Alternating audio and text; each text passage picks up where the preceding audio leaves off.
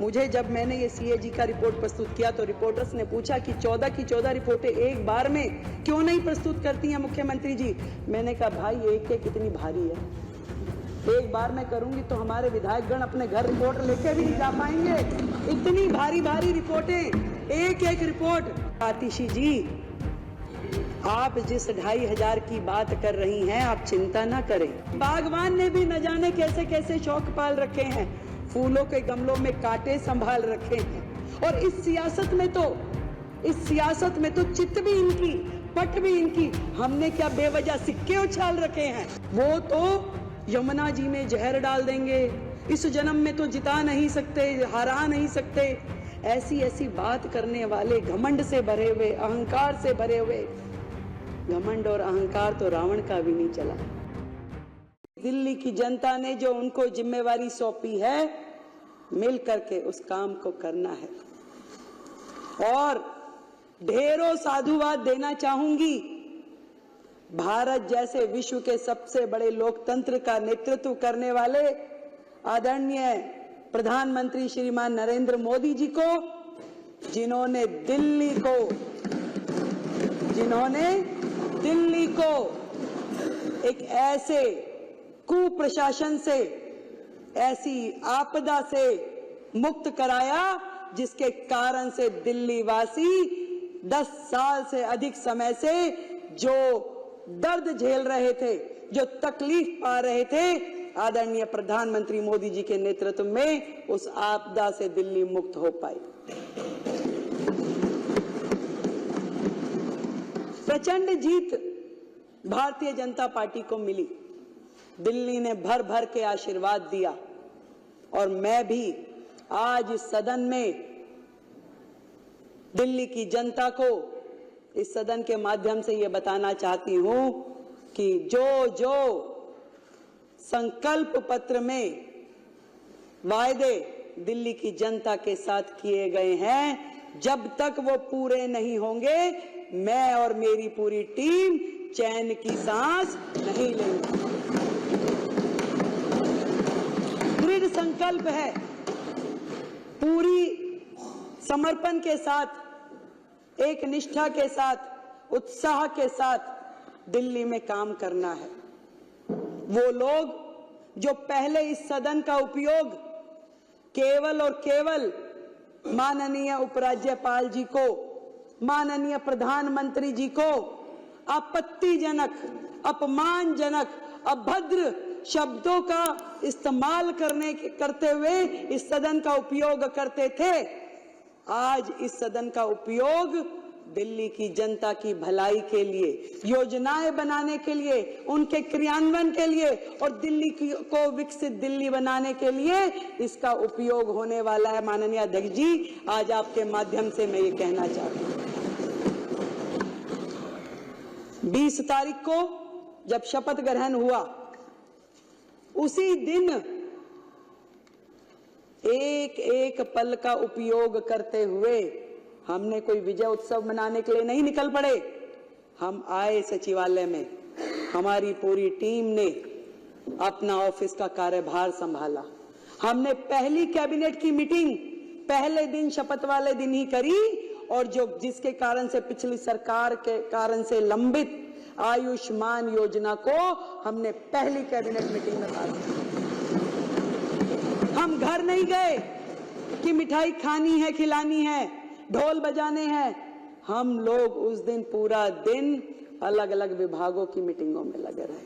हम गए यमुना जी पे आरती करने के लिए, अपना संकल्प दोहराने के लिए कि हे मां यमुना, जो हमने वायदा किया है, जो हमारे प्रधानमंत्री जी ने यमुना जी के लिए स्वप्न देखा है, जो दिल्ली की जनता का अधिकार है, इस यमुना मां को स्वच्छ बनाने के लिए पूरा काम कर लेंगे। हम पूरा दिन उसी काम में लगे रहे। आज 8 दिन और 9वां दिन आज माने तो एक एक दिन मैं और मेरे मंत्री और मेरे विधायकगण अपने क्षेत्र की जनता के साथ मिल करके दिल्ली को कैसे सुधारना है, क्या क्या काम होने हैं, केवल जनता के बीच में जा करके वो काम कर रहे हैं। इससे पहले ये लवली जी ने सदन में एक बात कही थी, वो बिल्कुल सही बात है। कि पहले जनता को अपेक्षाएं शायद बड़े बड़े प्रोजेक्ट की होती थी कि भाई कम्युनिटी हॉल बना दीजिए, कॉलेज बना दीजिए, स्कूल बना दीजिए, पर 10 सालों में जनता इस लेवल पे आके खड़ी हो गई कि वो कहती है कि मेरा सीवर साफ करा दो, मेरी नाली बनवा दो, मेरे गड्ढे भरवा दो। इस कदर दिल्ली की जनता को परेशान करके वर्षों पीछे धकेलने वाली सरकारें आज यहाँ पर नहीं है। आज विपक्ष सामने बैठा होता तो शायद बात करने में कुछ मजा आता, उनके सामने कहने में, उनकी बातें बताने में। दूसरे ही दिन जब शपथ ग्रहण था तो आतिशी जी मेरे कमरे पे आ गई सब विधायकों को लेकर के, और मैंने तो देखा वो तो पहले दिन से ही इसी कार्य में लग गई थी कि क्या किया जाए, कैसे पब्लिसिटी पाई जाए, कैसे मीडिया में आया जाए। बैनर बना लिए गए कि 2,500 रुपए कब दोगे। मैंने उनको साथ सम्मान अपने कमरे में बुलाया, बिठाया, पूछा कि बताइए भाई क्या कह रही हैं आप। उन्होंने कहा जी 2,500 रुपए कब दोगे। मैं कहा बड़ी अच्छी बात है, आपको बड़ी चिंता है कि 2,500 रुपए कब मिलेंगे। मैं कहा आतिशी जी आप जिस 2,500 की बात कर रही हैं आप चिंता ना करें, ये जिम्मेवारी हमारी है। जनता को जो प्रण किया है, जनता के लिए जो वादे किए हैं वो काम हम करेंगे। पर इस बात पे जरूर मुझे हंसी आती है कि 10 साल का कार्यकाल, 3-3 बार की सरकार बनने के बाद सैकड़ों वादे किए, एक भी पूरा नहीं किया। और उसके बाद उनकी इतनी हिम्मत हो जाती है कि हमसे आके पूछते हैं कि ये कब होगा। तो पंजाब में नहीं दिया, दिल्ली में जो जो कहा नहीं दिया, वो काम कुछ किया नहीं, और हमसे आके पूछते हैं कि बताइए कब देंगे। तो मैंने भी मन में किसी शेर की कही, किसी शायर की कही हुई 2 लाइनें मुझे ध्यान आई कि बागवान ने भी न जाने कैसे कैसे शौक पाल रखे हैं। 10 साल का राज किया भाई, एक बार जीते तो 67 सीटें आ गई, दूसरी बार फिर 62 आ गई, फिर तीसरी बार फिर मौका मिल गया। तो दिल्ली की जनता के शौक निराले थे, क्या उम्मीदें थी उनको उनसे कि बागवान ने भी न जाने कैसे कैसे शौक पाल रखे हैं, फूलों के गमलों में कांटे संभाल रखे हैं। और इस सियासत में तो चित भी इनकी, पट भी इनकी, हमने क्या बेवजह सिक्के उछाल रखे हैं। मतलब जब ये सरकार में थे तो भी यही धरने पे बैठते थे, और आज जब ये विपक्ष में हैं तो हमसे सवाल पूछते हैं कि कब करेंगे। भैया ये सरकार में थे तब भी जल मंत्री होने के बावजूद आतिशी जी धरने पे बैठ जाती थी काम करने की बजाय। माननीय मुख्यमंत्री जी जो उस समय होते थे वो तो 26 जनवरी वाले दिन जाके धरने पे बैठ गए। तो इन तो धरना पार्टी है। इन्होंने अपने कार्यकाल में केवल प्रेस कॉन्फ्रेंस, केवल बाइट देना, केवल इंस्टाग्राम ट्विटर पे पोस्टर डालना और मनगढ़ंत कहानियां बनाना, इसके अलावा किया क्या है। इनके विचार, इनकी सोच जिस कदर स्पीड में चलती है उसको तो कोई फॉलो नहीं कर सकता भाई। वो तो यमुना जी में जहर डाल देंगे, इस जन्म में तो जिता नहीं सकते, हरा नहीं सकते, ऐसी ऐसी बात करने वाले, घमंड से भरे हुए, अहंकार से भरे हुए। घमंड और अहंकार तो रावण का भी नहीं चला, तो ये क्या चीज थे। जनता ने एक बार में दिखा दिया कि जनता जब चाहती है तो सर पे भी बिठाती है, और जनता के दिल में से उतर जाओ तो वो सड़क पे भी ला देती है। तो धरने की पार्टी फिर से धरने पे जा बैठी। मैं तो कहती हूँ ये जनता का काम है, जनता ने जो किया है वो उनको समझना पड़ेगा। चैलेंजेस बहुत हैं, बहुत सारी कठिनाइयां हैं, और मैं तो इतना समझ पाई कि जो आतिशी जी बार बार कह रही थी कि कब देंगे कब देंगे, क्योंकि उन्हें पता है कि वो जो सिस्टम छोड़ के गई हैं, जो खजाने खाली करके गई है, वो भी ये सोचती थी देंगे कैसे, जरा पूछे तो सही कब देंगे।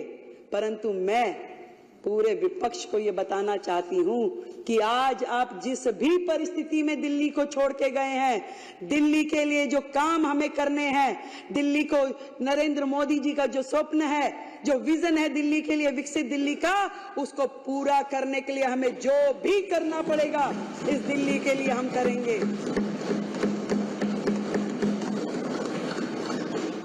दृढ़ता के साथ, संकल्प के साथ, मेहनत के साथ, ईमानदारी के साथ हर एक काम को किया जाएगा। आप लोगों के जैसे नहीं, क्योंकि आपको वादे तो करने आते हैं, निभाने नहीं आते थे। आपको दिल्ली की जनता का दर्द का प्रचार करना तो आता था, परंतु उसके लिए काम करना नहीं आता था। आज हम दिल्ली की जनता का जो दिल का दर्द है उसका एहसास भी हमें है और उसका उपचार भी हम करेंगे, ये मैं आज आपको बताना चाहता हूं। जो चीजें, जो काम मैंने देखा अपने पूरे कार्यकाल में, पिछली सरकार ने अपनी बुद्धि का इस्तेमाल केवल जनता को बेवकूफ बनाने के लिए किया। बेवकूफ बनाती रही, कहती रही, वर्गलाती रही, और जब जब काम नहीं हुआ तो गलियाती रही। कभी राज्यपाल जी का नाम लेके, कभी प्रधानमंत्री जी का नाम लेके। तो जनता ने सोचा कि भाई जब करना उन्होंने ही है तो उन्हीं के हाथों में सत्ता सौंप देते हैं। तो इस बार पूर्ण बहुमत की जो सरकार जनता ने बनाई है, दिल की गहराई से मैं दिल्ली की जनता का बहुत बहुत धन्यवाद करती हूं। और कहना चाहूंगी जितने काम दिल्ली में करने वाले हैं, देखिए केजरीवाल साहब ने अपना बंगला, अपना शीश महल तो बना लिया, पर ये नहीं सोचा कि लाखों लोग जो झुग्गियों में रहते हैं, जो सड़कों में रहते हैं, जिनके सर पे छत नहीं है, उनके लिए क्या करना है। उनके लिए उनको छत मिले, उन्हें घर मिले, उसके लिए उन्होंने कोई काम नहीं किया। वो केजरीवाल साहब जो अपने घर का टॉयलेट बनाने के लिए करोड़ों रुपए खर्च देते हैं, दिल्ली के झुग्गीवासी किन शौचालयों का उपयोग कर रहे हैं। आज दिल्ली देश की राजधानी है, फिर भी दिल्ली में सबसे ज्यादा ओपन डेफिकेशन है। ये शर्मनाक हरकत, ये शर्मनाक काम का जिम्मेदार वो सरकार है जिसका राज पिछले इतने साल रहा। एक भी काम वो बताए कि उन्होंने अपने कार्यकाल में शुरू किया और उसे खत्म किया। बची कुची रोटियां, बचे कुचे टुकड़े जो शीला दीक्षित जी के समय के थे, उन्होंने केवल उसी का प्रचार प्रसार किया कि हमने ये कर दिया, हमने वो कर दिया। झूठा फ्रॉड शिक्षा का मॉडल, जिसमें बेचारे बच्चे फेल होते रहे, ड्रॉप आउट होते रहे, परंतु उनका भविष्य अधर में लटका रहा और ये अपना प्रोपोगंडा करते रहे, हमारा शिक्षा का मॉडल। दिल्ली की जनता से पूछो जाके कौन सा शिक्षा मॉडल की बात कर रहे हैं। अभी आशीष भाई ने बताया कि कितने ज्यादा ये लोग केवल अपना सर्वस्व, मैं। केजरीवाल जी ने दिल्ली की जनता के बने हुए उन मकानों में उनको जाने नहीं दिया, उन झुग्गी वासियों को, क्योंकि वो मुख्यमंत्री आवास योजना के नाम से घोषित नहीं हुए। पैसा सरकार देगी, केंद्र की सरकार, नाम तुम्हारा देंगे भाई।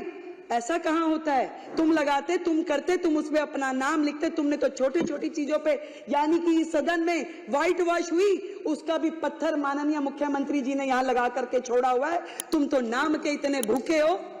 तुमने दिल्ली की जनता को आयुष्मान योजना से महरूम रखा क्योंकि तुम्हारा नाम उसमें नहीं था, उसमें प्रधानमंत्री आयुष्मान योजना था, इसलिए दिल्ली की जनता को तुमने वो मिलने नहीं दिया। पूरे देश की जनता को आयुष्मान का लाभ मिला, पर दिल्ली की जनता उससे महरूम रही, सिर्फ और सिर्फ तुम्हारे अहम के कारण।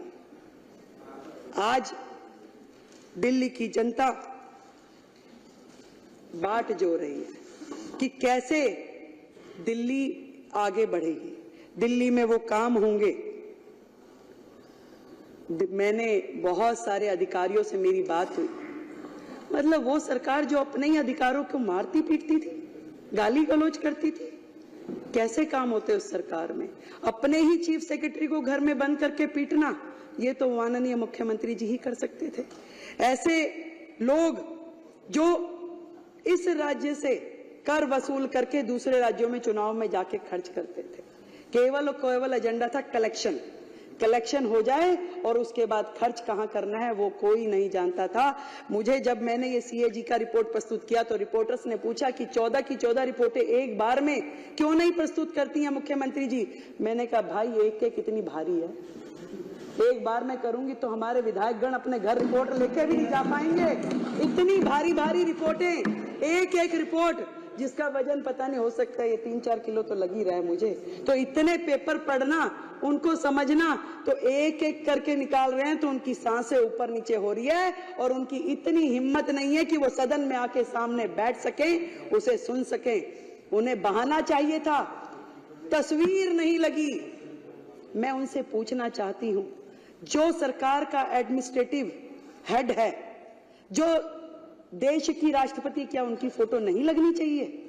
आज जिनके माननीय हमारे शहीद भगत सिंह, हमारे बाबा साहब, हम सबके पुरोधा हैं। हमने उनको सम्मानजनक, हमारे दिल में सम्मान है। जितना काम इस दिशा में कि बाबा साहब के सम्मान में देश भर में होना चाहिए, वो नरेंद्र मोदी सरकार ने किया है। आज तक किसी सरकार ने, ना किसी नेता ने इस सम्मान को उन्हें दिया जितना सम्मान मोदी सरकार ने बाबा साहब के चरणों में अर्पित किया है। वो लोग बातें करते हैं, फोटो नहीं लगाई, केवल मात्र बहाना कि मुझे तो लड़के जाना है, किस तरीके से मुझे यहां से बाहर निकले, क्योंकि वो सुन नहीं सकते थे जो बातें इस रिपोर्ट में लिखी हुई है, जो बातें एक एक विधायक यहां बोलेगा, उनकी हिम्मत नहीं थी वो सुनने की, इसलिए वो दौड़ गए कि भाग जाओ भैया, जो मर्जी बोले यहां पे, हम तो बचें। उनको काम क्या है? उनका काम है इस सदन में बैठे अपने चिंगू मिंगू के माध्यम से वीडियोस बनवाएं, उस वीडियो को प्रचारित करे, प्रसारित करे। एक वीडियो रिलीज हुआ प्रवेश जी, एक बुक्के था, अब बुक्के दे रहे थे, वो कह रहे जी एक बुक्के से मुख्यमंत्री जी ने कईयों को निपटा दिया। भाई मैं तो बनियों की लड़की हूं, मैं तो फजूल खर्ची कर नहीं सकती। इस दिल्ली में जनता का एक एक रुपया जो कि राजस्व के रूप में हमें मिलता है, एक भी रुपए का दुरुपयोग मैं होने नहीं दूंगी। आज इस सदन के माध्यम से मैं कहती हूं, भाई एक बुक्के इस्तेमाल कर लिया तो क्या गलती कर दी भाई? पैसा बचाया है, खराब तो नहीं किया। और ये भी बताना चाहूंगी कि जो भी लोग इस लूटपाट में, भ्रष्टाचार में लिप्त थे, एक भी व्यक्ति को छोड़ेंगे नहीं, एक एक पाई का जवाब देना पड़ेगा।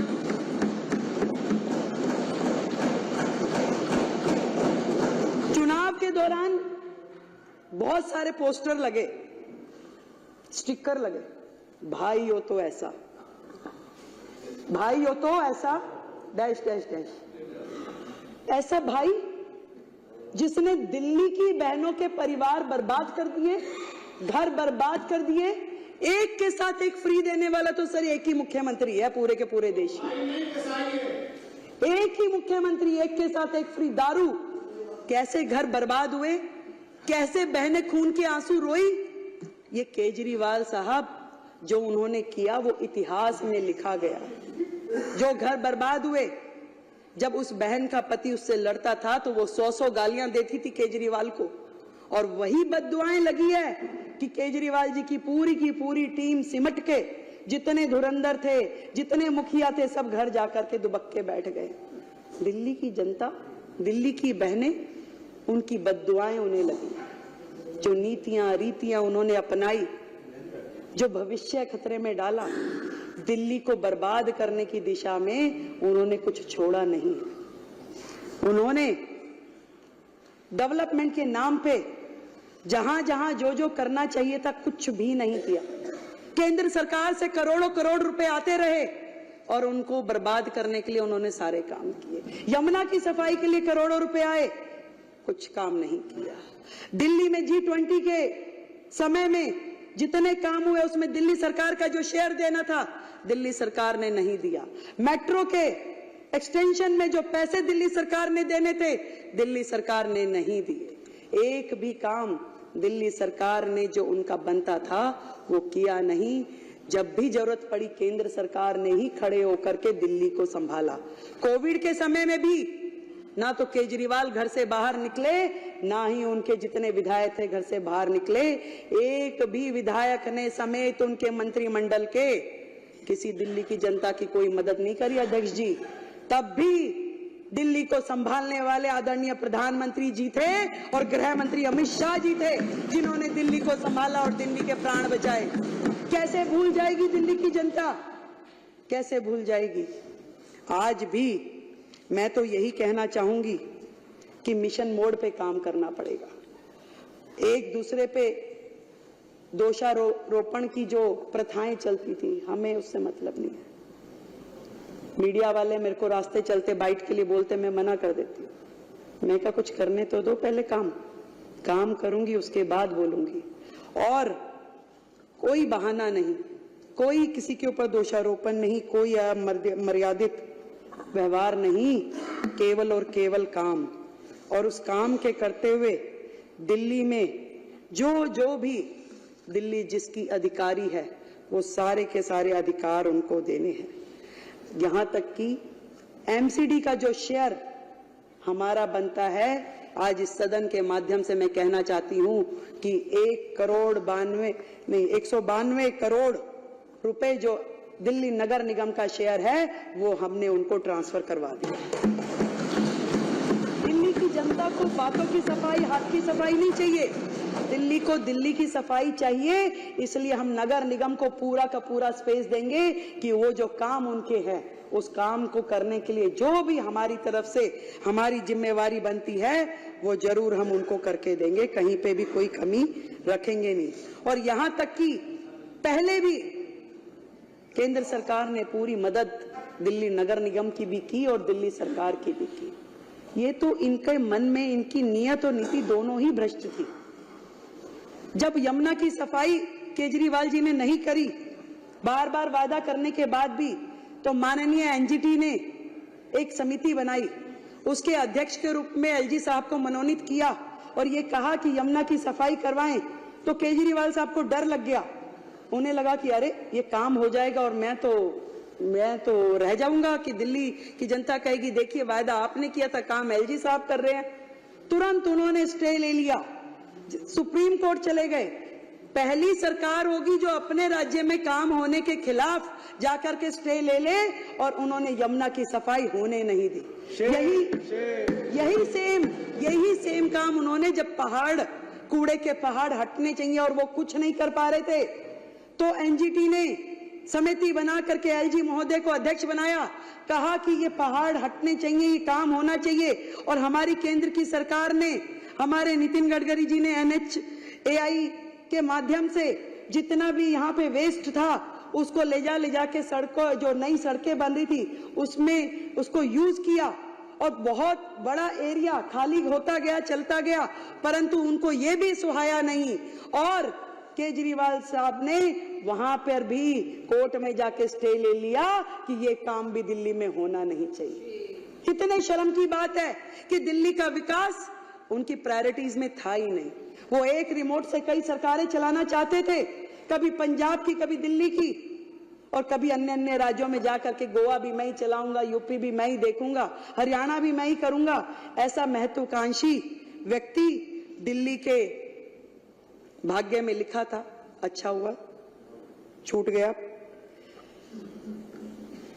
आदरणीय प्रधानमंत्री जी ने जिस प्रकार से national mission for clean Ganga को करते हुए पूरी गंगा को साफ किया, और इस बार कुंभ के इस महाकुंभ में 60 करोड़ से अधिक लोगों ने स्नान किया। कितनी बड़ी बात है, जब गंगा जी साफ हो सकती है, करोड़ों लोग उसमें स्नान कर सकते हैं, उसका आचमन कर सकते हैं।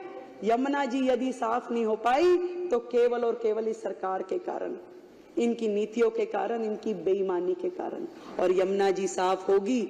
आदरणीय प्रधानमंत्री जी ने जो विजन यमुना जी के लिए, दिल्ली के लिए लिया है, निश्चित रूप में इस बार डबल इंजन की सरकार उसके लिए काम करेगी। अभी आशीष जी ने बताया कि माननीय गृह मंत्री जी के साथ जो आज हमारी मीटिंग हुई, मैं सोच रही थी कि इतनी बड़ी सरकार, इतने सारे राज्य, पर दिल्ली के लिए जो उनकी चिंता है, दिल्ली के लिए जो उनका कंसर्न है, वो हम सबका सौभाग्य है कि आज उन्होंने छोटे छोटे विषय पे भी बड़े से बड़े अधिकारियों के साथ में मीटिंग कर ये कहा कि दिल्ली में समर एक्शन प्लान, दिल्ली में मानसून एक्शन प्लान की तैयारी की जाए, ताकि दिल्ली की जनता परेशान ना हो, दिल्ली की जनता को वो तकलीफें दोबारा झेलनी ना पड़े। मैं धन्यवाद करती हूँ अपने नेतृत्व का, आदरणीय मोदी जी का, आदरणीय अमित शाह जी का, जिन्होंने दिल्ली के लिए एक पूरी तरीके से डेडिकेटेड टीम को मौका दिया यहाँ पर आने का। मैं वो सारी चीजें जो दिल्ली के लिए सोची गई हैं, दिल्ली के लिए जो करनी है, एक बार फिर से अपनी बात को दोहराती हूं कि दिल्ली की मुख्यमंत्री के रूप में इस सदन में फिर से एक बार ये संकल्प लेती हूं कि मैं और मेरी सरकार का हर मंत्री, हर विधायक, अधिकारी, कर्मचारी जनता के लिए सदैव उपलब्ध रहेंगे और सेवक के रूप में कार्य करते रहेंगे। माननीय एलजी महोदय का भी मैं बहुत बहुत धन्यवाद करती हूं कि उन्होंने चट्टान के भांति दिल्ली में भ्रष्टाचार को रोकने के लिए पूरी ताकत लगाई और दिल्ली के विकास के लिए हर संभव कार्य किया। बहुत बहुत धन्यवाद आप सभी का और माननीय एलजी महोदय का, अध्यक्ष जी आपका। मिल करके दिल्ली के लिए काम करना है, मिल करके दिल्ली को मिशन मोड पे लेके आना है। ये जंग लगा हुआ सिस्टम है, परंतु इसको सुपर एक्सप्रेस के रूप में काम करना है और मिलकर करेंगे। जय हिंद, जय भारती।